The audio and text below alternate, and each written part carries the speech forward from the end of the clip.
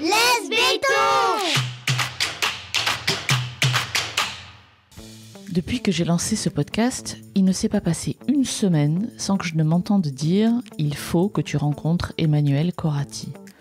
Eh bien voilà, c'est chose faite, et grâce à cet épisode, vous allez comprendre comme moi les raisons de cette insistance. En 2020, Emmanuelle a quitté le monde de l'entreprise et du salariat, cette autoroute toute tracée qu'elle suivait depuis plus de 20 ans, pour s'engager en faveur du retour à la Terre. Elle a alors créé Back to Earth, l'association qui œuvre pour que notre génération devenue hors sol remette les pieds sur terre, que l'agriculture retrouve sa juste place, et pour créer un espace d'échange fertile entre les différents univers qui cherchent des réponses aux multiples crises auxquelles notre monde doit faire face. Dans cet épisode, Emmanuelle nous parle de son engagement avec ferveur, de ses doutes avec sincérité, et fait le parallèle entre sa propre transition et les changements qu'elle accompagne. Je suis Amélie Dag, bienvenue dans Laisse béton et bonne écoute.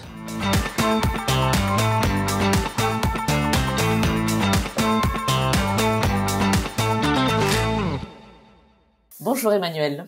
Bonjour Amélie. Tu es la présidente fondatrice d'une association qui s'appelle Back to Earth en anglais. Est-ce qu'on doit la traduire par retour sur Terre ou retour à la Terre ? Alors les deux, mon capitaine, c'est une bonne question. Notre slogan, c'est Back to Earth pour un retour à la Terre / sur Terre des citoyens. Il y a effectivement l'idée qu'on est un peu parti dans le cosmos là. Alors c'est bien d'avoir été explorer les étoiles, mais il se passe des choses sur notre Terre qui nécessitent de se réancrer un peu dans le sol et de reprendre prise avec la terre nourricière, avec les territoires, avec le vivant, et c'est le sens de notre association. Voilà. Explique-moi quelle est l'ambition justement de Back to Earth, qu'est-ce que vous cherchez à accomplir à travers cette association ? Alors on cherche à porter et à accompagner le retour à la terre au sens large, alors derrière lequel on met trois dimensions qui sont à la fois distinctes et en même temps assez reliées.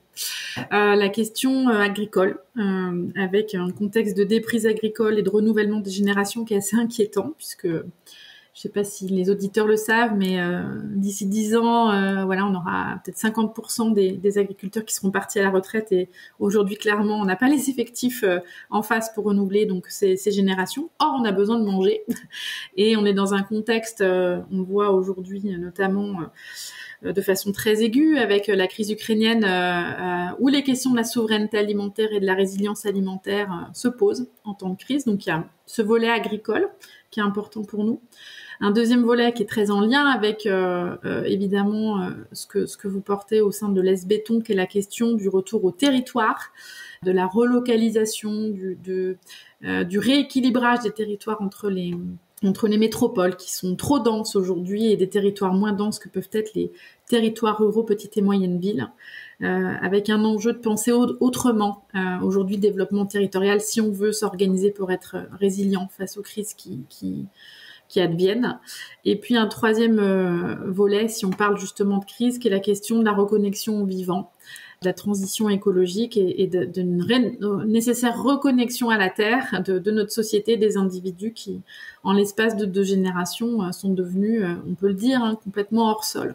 Ça, c'est l'objet de notre association Retour à la Terre. On peut faire plein de choses autour de ces sujets.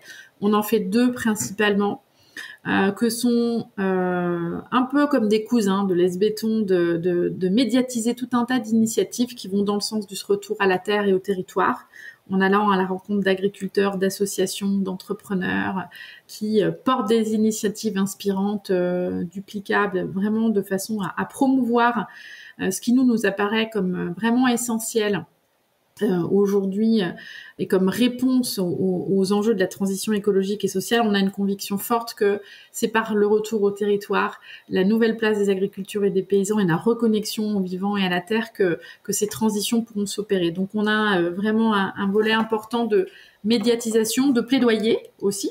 Donc on a mené des actions là, à l'occasion de l'élection présidentielle avec un livre blanc qu'on a co-construit avec des représentants de territoire, des agriculteurs, également des entrepreneurs.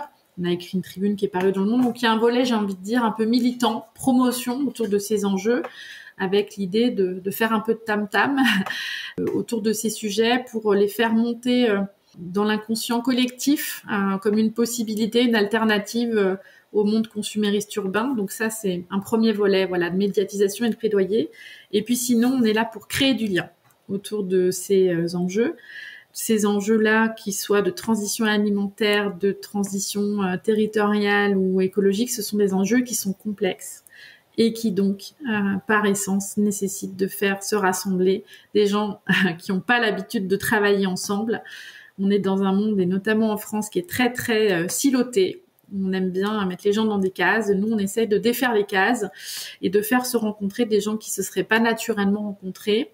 Et donc, pour être concret, on organise un gros événement à la fin de l'année et qu'on va faire donc de façon annuelle à Clermont-Ferrand, les rencontres nationales du retour à la terre et au territoire, où se croiseront autour de ces thématiques le monde de la recherche, le monde agricole, le monde entrepreneurial, le monde du financement et bien sûr les territoires et puis donc les institutions, avec l'idée de donner un grand rendez-vous annuel autour de ces sujets, à la fois pour partager de la pensée, faire émerger des projets et surtout connecter les gens ensemble et faire en sorte que des porteurs de projets trouvent des territoires trouvent des candidats et qu'on soit là, nous, un petit peu comme un accélérateur de ce mouvement.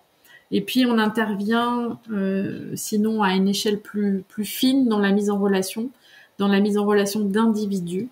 Et ça passe notamment par 2 dispositifs. Un premier qui est un programme de parrainage entre des agriculteurs et des jeunes urbains, avec l'idée qu'il faut vraiment recréer du lien avec ce monde de l'agriculture. D'une part pour créer du lien intergénérationnel, créer de la compréhension réciproque entre le monde urbain et le monde rural, et puis surtout susciter des vocations auprès de jeunes qui sont un peu perdus, qui malgré de belles études ne trouvent pas beaucoup de sens dans les perspectives qui leur sont données et qui ont envie peut-être d'avoir des métiers plus concrets, plus en lien avec la terre. Donc ça, c'est un beau programme qu'on a lancé il y a 6 mois. Et puis enfin, on accompagne des porteurs de projets au travers d'un club de porteurs de projets qui se réunit 1 fois par mois. Pareil, avec l'idée vraiment de créer du lien, que les gens co-développent leurs projets ensemble, qui sont accompagnés par une coach qui fait un beau travail de co-développement avec eux. Voilà ce beau projet qui nous occupe beaucoup, avec une association encore jeune, qui n'a que 2 ans, une dizaine de bénévoles, et un choix que j'ai fait à titre personnel de quitter mon emploi de directrice du développement durable d'un grand groupe pour pouvoir me consacrer à 80% de mon temps à l'émergence de ce projet. Voilà. Tu parlais des silos typiquement français dans lesquels je pense que toutes les disciplines se trouvent. Quelle forme ou quels exemples pourrais-tu citer pour prouver que ces silos existent et qu'il faut les casser? Ces silos, moi je les ai découverts dès la sortie d'école. Donc j'ai fait une école de commerce et j'ai rejoint en fait assez rapidement à la sortie d'école un think tank assez original qui accompagnait des dirigeants d'entreprise pour les faire justement rencontrer des gens qu'ils rencontraient pas naturellement, où il y avait vraiment le monde dans l'entreprise d'un côté, puis par exemple le monde de la recherche de l'autre, le monde de l'art, en fait oui, très très vite, c'était il y a 25 ans, je me suis rendu compte à quel point finalement il y a beaucoup d'entre-soi, mais dans tous les mondes. Il y a de l'entre-soi dans le monde associatif, il y a de l'entre-soi dans le monde de la recherche, il y a de l'entre-soi dans le monde de l'entrepreneuriat, qui n'est pas le même que le monde des grands groupes, qui n'est pas le même que le monde des gens qui ont fait des grandes écoles, qui n'est pas le même que... Et c'est vrai que on est dans un monde aujourd'hui qui est complexe, donc les gens ont besoin de simplicité, donc ils mettent, on se met assez facilement dans des cases, sauf que aujourd'hui, on est face à des enjeux qui sont tellement énormes, tellement monumentaux qu'on ne peut pas les attraper par un bout si on les appréhende que de la case où on est. Donc, et ça fait 25 ans que moi, j'ai cette conviction profonde qu'il faut relier absolument les gens dans leur diversité, avoir un maximum d'interfaces entre, par exemple, le monde politique et le monde économique, le monde associatif et le monde de l'entreprise. Et donc, ça a été un peu un fil rouge pour moi d'être à l'interface de service quand j'étais directrice du développement durable. Dans l'organisation d'événements, on fait se rencontrer des gens. J'ai pris la mesure de cette de cette nécessité de la diversité, vraiment en étant directrice de la RSE et en m'intéressant aux questions de l'inclusion, de voir à quel point on était monochrome en entreprise et à quel point il fallait qu'on soit beaucoup plus divers. Et pour reboucler avec la question du vivant qui nous préoccupe énormément au sein de Back to Earth, on s'aperçoit que partout où on a de la monoculture, dans tous les sens du terme, on s'assèche, on s'appauvrit.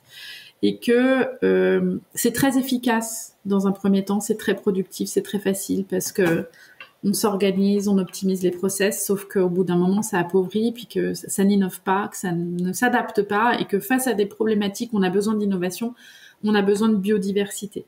Moi, je ferais vraiment le parallèle, ça me frappe, et ça m'a toujours frappé, le parallèle entre la biodiversité nécessaire dans les écosystèmes, qu'il faut absolument qu'on régénère aujourd'hui, puisqu'elle s'est effondrée. On a encore le temps de la régénérer, mais ça doit vraiment être un axe de travail majeur.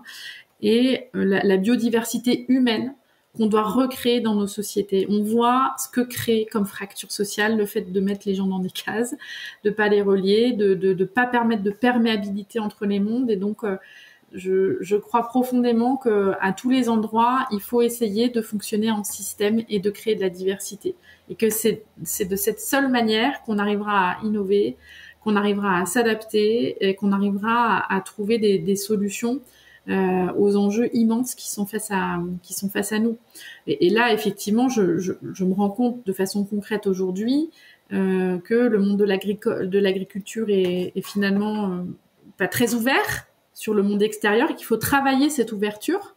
Ça s'explique, hein. Je veux dire, quand je dis ça, c'est pas du tout une critique. C'est simplement factuellement, voilà, aujourd'hui, il y a pas beaucoup d'ouverture et d'interface avec d'autres mondes. Je m'aperçois que, en venant, moi, du monde de l'entreprise, le monde de l'association, des associations a une méconnaissance du monde économique et parfois une défiance aussi qui est assez sidérante. Et de la même façon, les élus et les collectivités territoriales ont aussi une méconnaissance de ce qu'est le monde de l'entreprise et réciproquement, hein, je veux dire. Il me semble qu'il y a un enjeu à faire se parler ces mondes, justement autour des enjeux de transition alimentaire qui, par essence, touchent aussi bien les consommateurs qu'on est que les producteurs, les logisticiens, les entreprises, etc. Sur la transition écologique, c'est la même chose. Les choses ne peuvent pas uniquement se résoudre à un niveau politique, elles ne peuvent pas se résoudre uniquement à un niveau économique, elles ne peuvent pas se résoudre uniquement à un niveau individuel. Il faut qu'il y ait des niveaux divers qui s'entrecroisent et c'est dans ces interstices qu'on essaye d'être. Alors c'est pas évident parce que le monde dans lequel on est bien organisé pour faire des cases et essayer de créer des liens. À la fois tout le monde dit qu'il y en a un besoin fondamental et en même temps c'est compliqué d'arriver à démontrer la valeur que ça a de mettre en lien. C'est intéressant. Est-ce que vous vous heurtez à des résistances, du coup, à des étonnements? Quelle est la réaction, en fait? La réaction, elle est que y a un vrai besoin. Vraiment, on n'a pas eu de gens qui nous ont dit que ça servait à rien ce qu'on faisait. Au contraire, qu'il y avait un vrai besoin et que, justement, on pouvait apporter quelque chose en tant que professionnel de la rencontre, puisque donc dans la dizaine de bénévoles actifs de l'association, on est pour bonne moitié issus du monde de l'événementiel avec plus d'une vingtaine d'années d'expérience. Donc voilà, avec un savoir-faire, j'ai envie de dire, dans ce que peut être la médiation, l'intelligence collective, l'organisation de formats qui sont propices à créer de la valeur. Donc, c'est à la fois on nous dit qu'il y a un besoin et en même temps, comme on n'est pas dans des cases, c'est compliqué typiquement de nous mettre dans des cases budgétaires ou dans des cases administratives. Parce que, mais alors vous dépendez de l'agriculture, ou alors c'est plutôt des territoires, ou c'est plutôt de la transition écologique. Les trois, mon capitaine.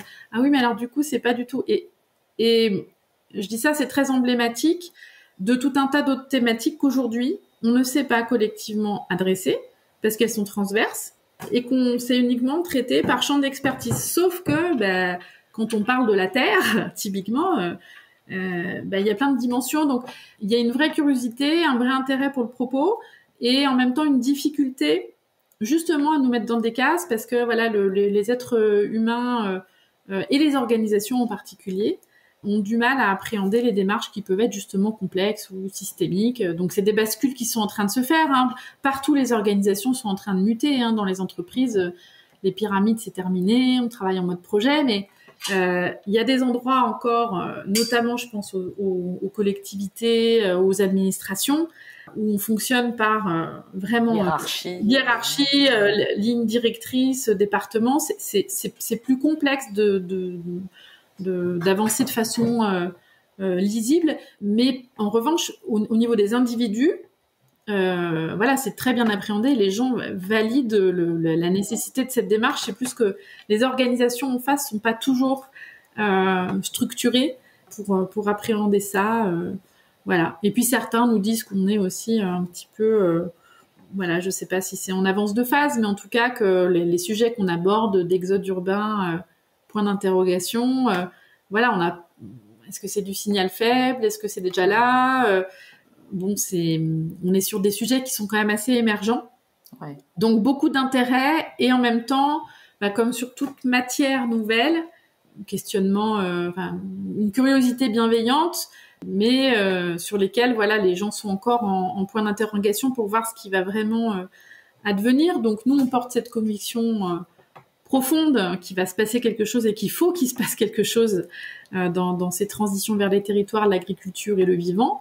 Après, je pense que tout le monde n'a pas cette conscience-là et qu'on est sur des sujets qui sont émergents de la même façon que le développement durable pouvait l'être il y a 25 ans.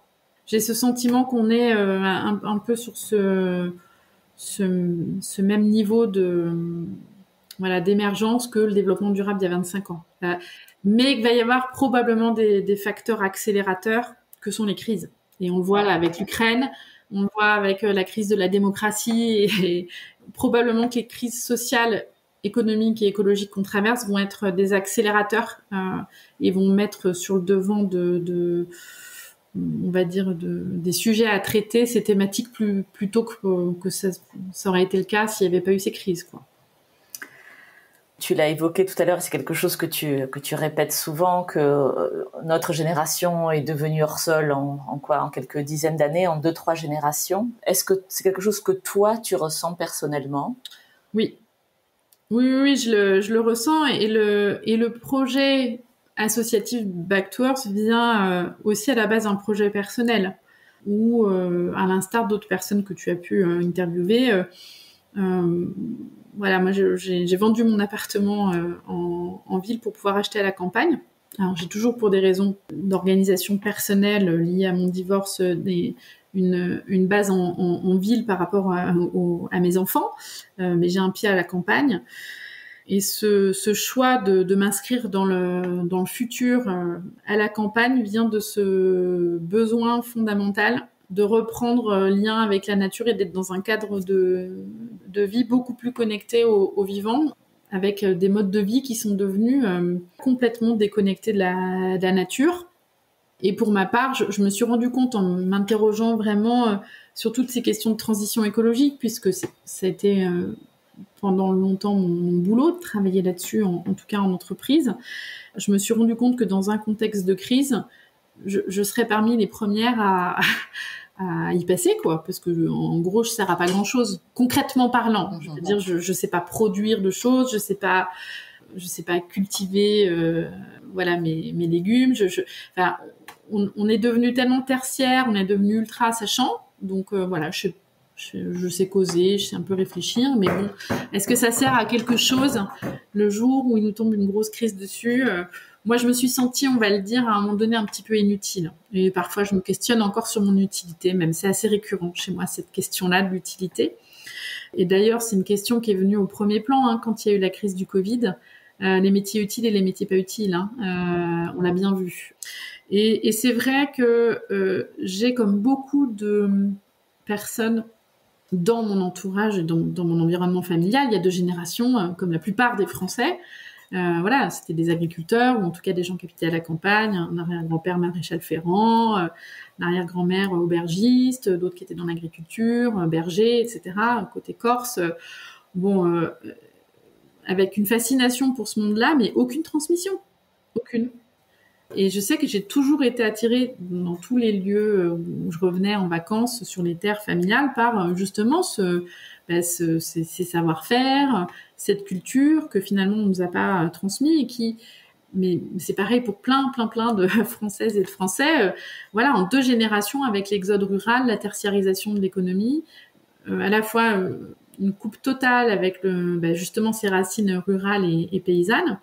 Et puis du coup, une méconnaissance maintenant du monde du vivant, des saisonnalités, de ce que c'est que de cultiver des légumes, le cycle de la vie des animaux, etc. Genre en 2 générations, on ne sait plus rien. Enfin, en tout cas pour ma part. Alors bien sûr, depuis un moment, je n'ai de cesse de me documenter sur ce sujet, de vouloir expérimenter, mais en tout cas naturellement, aucune connaissance là-dessus, et c'est un vrai manque pour moi, un vrai manque culturel. Je pense que voilà, c'est quelque chose qui est absolument fondamental aujourd'hui, d'avoir une connaissance de ce que c'est que le vivant pour pouvoir le respecter, pour pouvoir arrêter de le détruire, et que ça s'est expérimenté de partout. Et en tout cas, à titre personnel, moi j'ai reçu un besoin impérieux de me reconnecter à ça dans ma vie personnelle.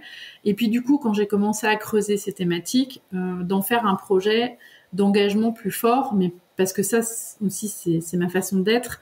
Quand je me passionne pour des sujets, en général, la frontière entre le perso et le pro est toujours un peu ténue. Et j'ai découvert que ce cheminement personnel, il y avait plein d'autres personnes qui l'avaient.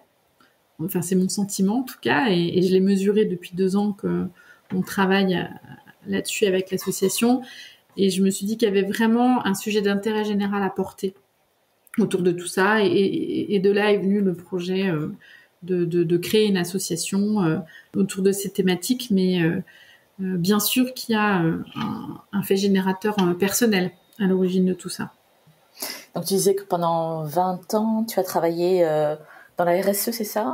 Oui, à l'issue de l'école, alors j'ai travaillé d'abord, ça c'était assez rigolo, pour un producteur de spectacles. Donc je travaillais sur les tournées, voilà, parce que bon, j'ai une autre dimension importante dans mon parcours et puis les projets que je porte, qui est la dimension artistique, qui me semble absolument fondamentale. Mais bon, ça m'a occupé pas très longtemps. Je suis rapidement sortie du champ du spectacle pour retourner vers le monde de l'entreprise, mais où pendant 4 ans, j'ai travaillé pour un think tank qui rassemble des dirigeants d'entreprise qui se rassemblent en club et qui rencontrent des gens du monde de la recherche, des gens en dehors du monde de l'entreprise, pour justement venir alimenter leur réflexion prospective et leur donner une dimension autre que purement économique en tant que chef d'entreprise. Et c'est là où effectivement j'ai découvert, il y a 25 ans, les enjeux de développement durable, d'éco-conception, de transition écologique, qui m'ont tout de suite passionnée et que j'ai mis en application plus tard. Pour des raisons familiales, je suis revenue sur Lyon, où j'ai rejoint le groupe GEL Events, qui est un grand groupe événementiel. Au départ, j'étais au marketing, mais très vite, dès que les premières demandes d'éco-conception sont venues, je me suis saisie de ce sujet en me disant, ça y est, c'est le moment d'activer des choses. Et donc là, on a enclenché une démarche dans l'entreprise qui est devenue une mission de développement durable, puis une direction qui est montée en puissance et que du coup j'ai occupée.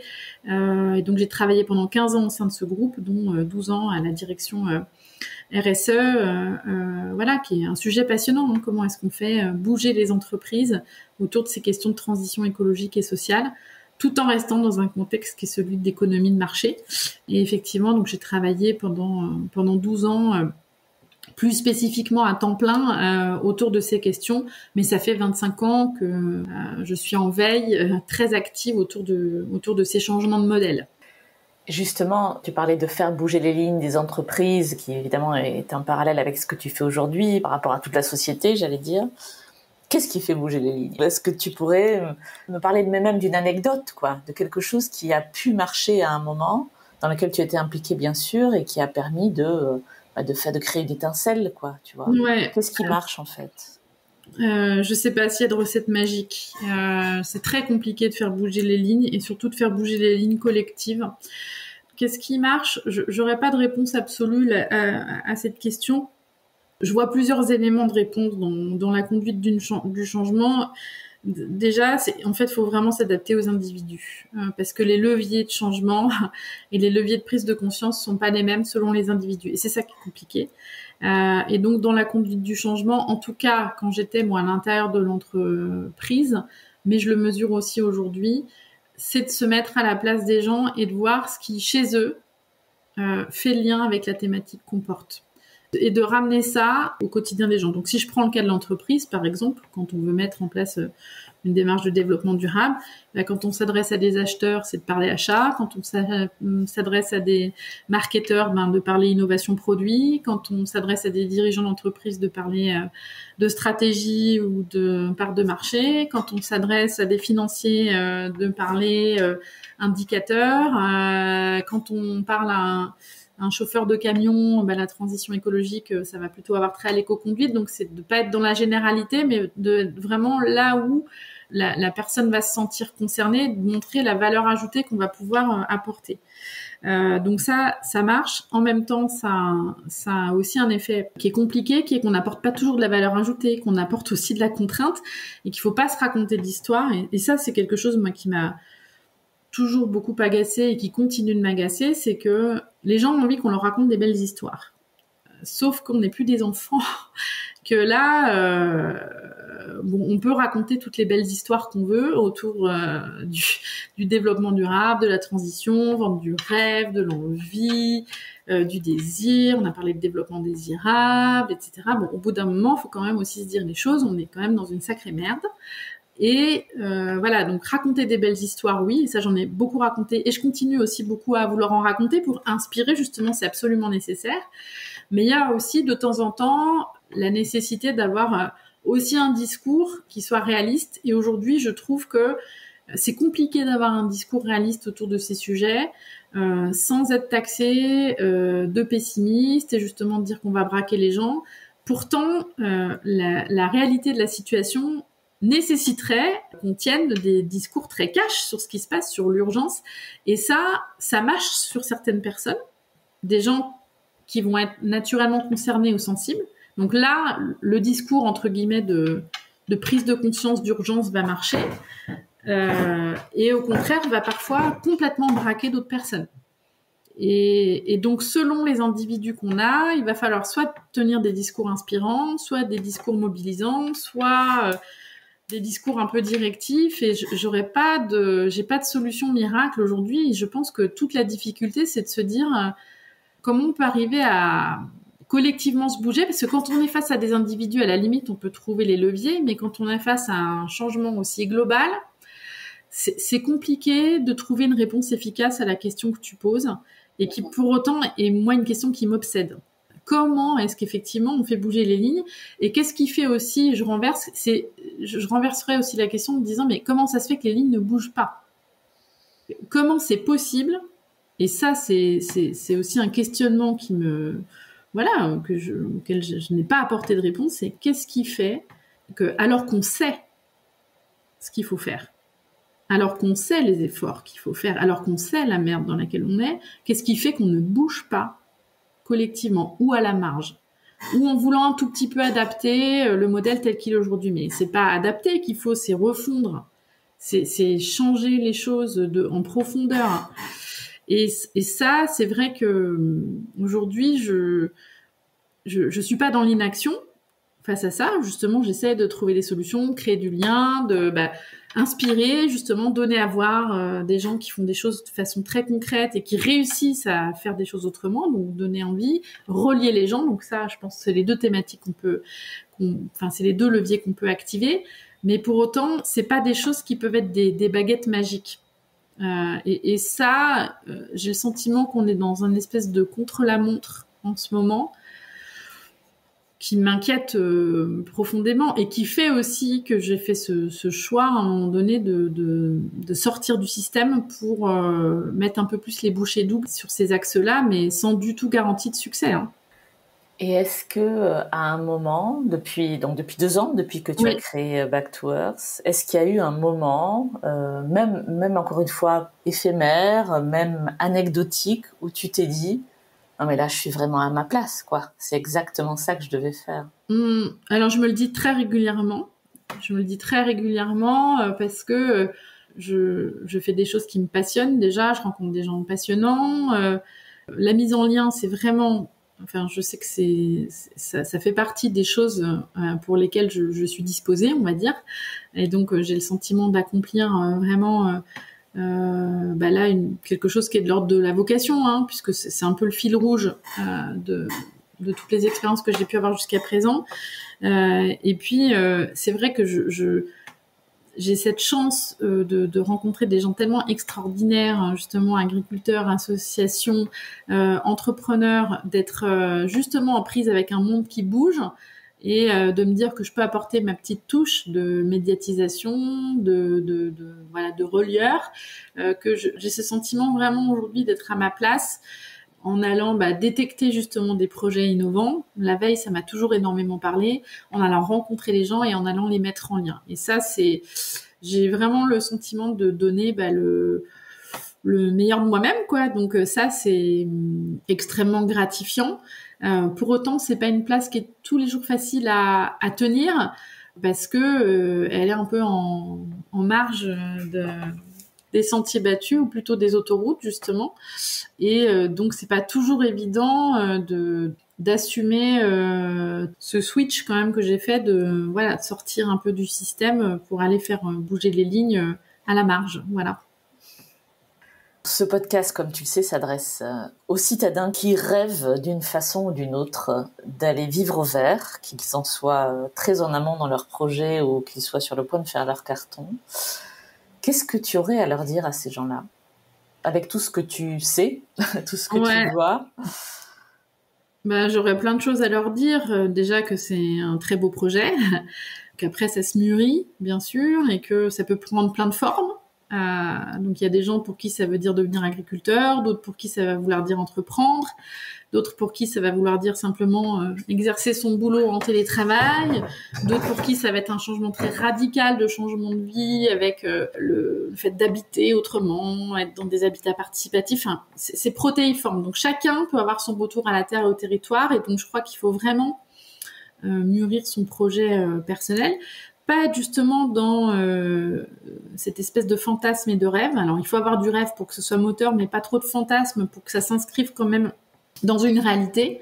C'est-à-dire que si on reprend par exemple le cas de l'agriculture, c'est des métiers qui sont formidables, mais c'est des métiers qui s'apprennent, c'est des projets qui économiquement peuvent être viables, mais doivent être vraiment très très bien accompagnés et très bien montés. Donc là, pour ça, je pense qu'il y a beaucoup beaucoup de dispositifs qui existent, d'associations et de démarches d'accompagnement qui permettent de bien calibrer son projet pour pas partir dans des rêves, on va dire, pas très bien dimensionnés. Donc voilà, ça se mûrit. Il y a plein de structures pour accompagner. Donc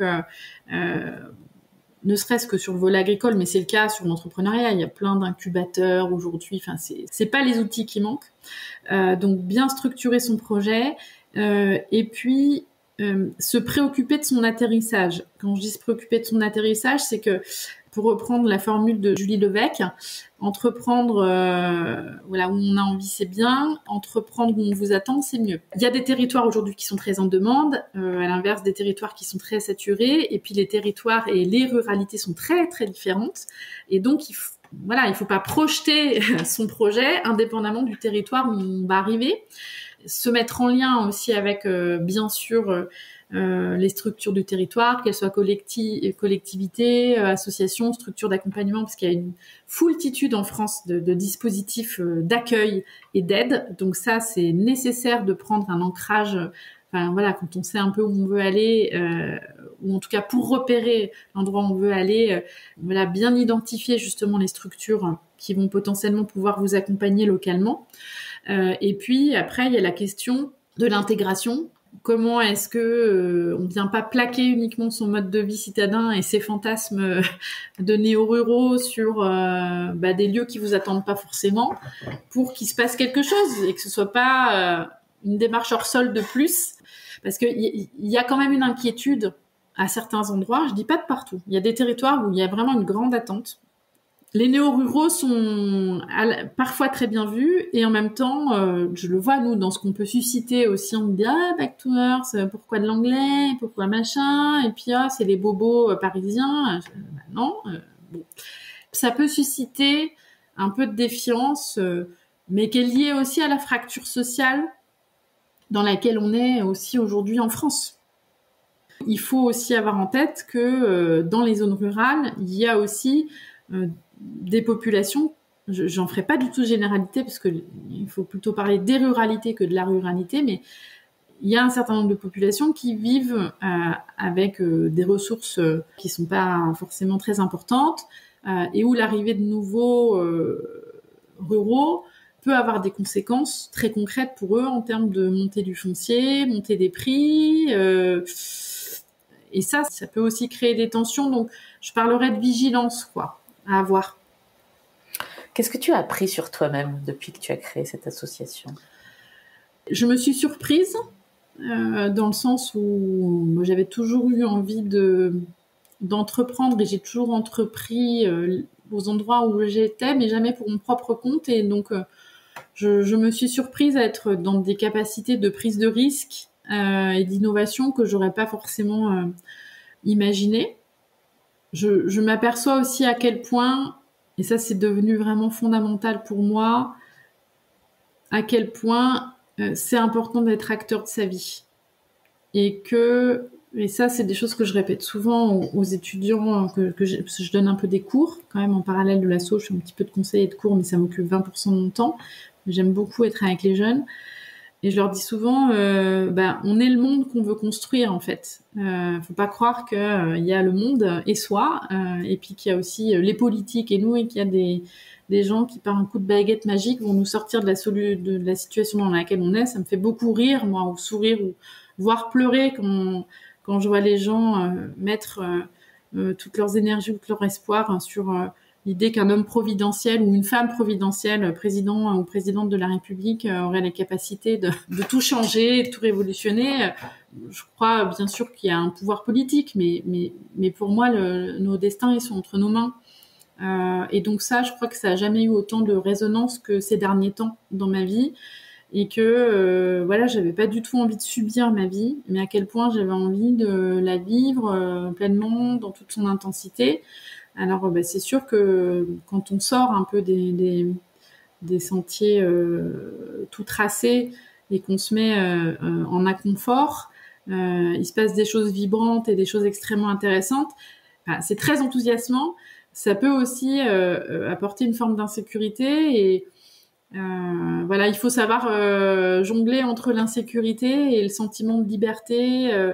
Et ça, j'ai pas encore totalement trouvé le curseur. Et donc, j'apprends aussi à découvrir ce dont je suis capable ou pas. Et je découvre aussi mes limites entre mes grands discours et ce que je suis capable de faire. Et c'est facile d'avoir des discours, c'est plus compliqué de mettre les choses en œuvre. Et donc, je touche aussi mes limites dans le rapport à l'argent, dans le rapport à la carrière, dans l'image qu'on peut renvoyer.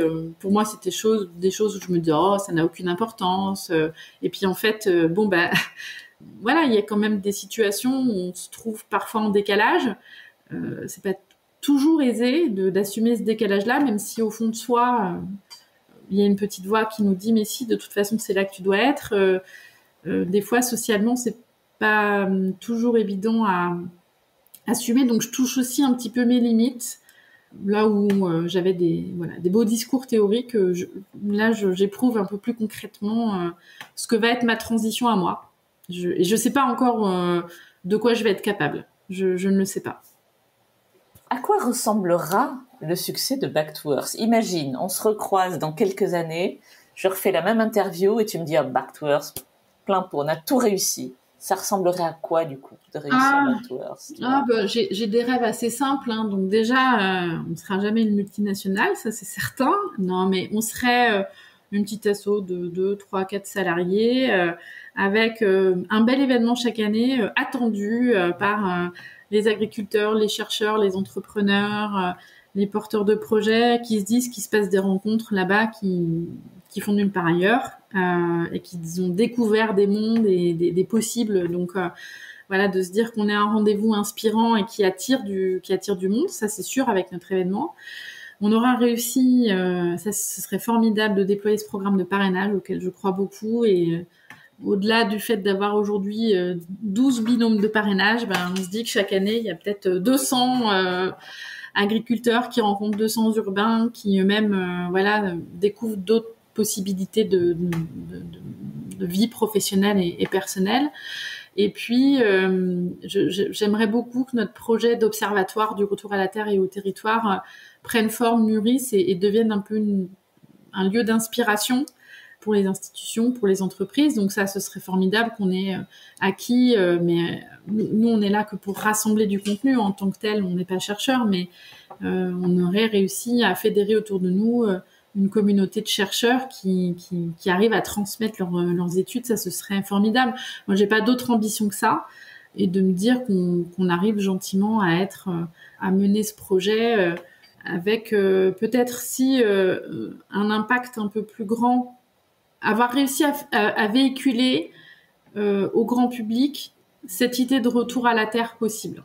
C'est vrai que là, on le fait très modestement avec notre petite chaîne YouTube, nos actions de plaidoyer, et on prend la parole, mais ça parle pas encore à une grande majorité de gens. J'aimerais bien que ce thème, on arrive à l'installer, à se dire que ça rentre dans le débat public, que ça rentre dans les cursus aussi possibles, et qu'on soit repéré en tant qu'association comme apportant un peu de contenu et de réseau autour de ces sujets. Ce serait super qu'on ait facilité des rencontres et de la visibilité sur cette thématique qu'aujourd'hui, qu'on élabore, dont on essaye de dessiner un peu les contours. Notre vision, elle est assez claire, il faut qu'on la partage, qu'on la confronte à la réalité et puis qu'on arrive à la porter, quoi. Et donc ça, ce serait super que d'ici quelques temps, ces gens qui justement font un retour à la ruralité ou au monde agricole, néo-ruraux ou néo-paysans, soient moins vus comme des ovnis et que ça devienne